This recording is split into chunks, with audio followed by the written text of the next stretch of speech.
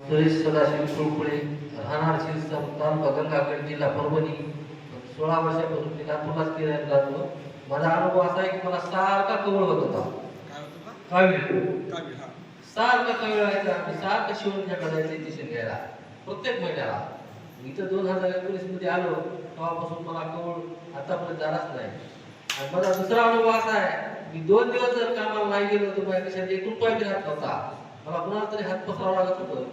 मला 2 महिने झालं काम नाही तरी पण मी आजपर्यंत तुम्हाला हात पसरला नाही. हे मला पाळायच्या गटामध्ये स्वागत करूया.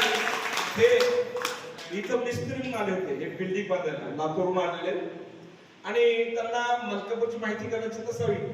इथं आले आशीर्वाद घेतला. इतर लोक इथे काय लोक गर्दी होती म्हणून ती ही बी आले चला आपले आपण इथं आले आशीर्वाद घेतला. त्यांना काळजी सारखं व्हायचं महिन्याला पण इथला आशीर्वाद घेतला आणि आशीर्वाद घेतल्यानंतर ते आता सांगतात मला खूप छान झालंय. टाळ्याच्या गजरात स्वागत करूया. धन्यवाद.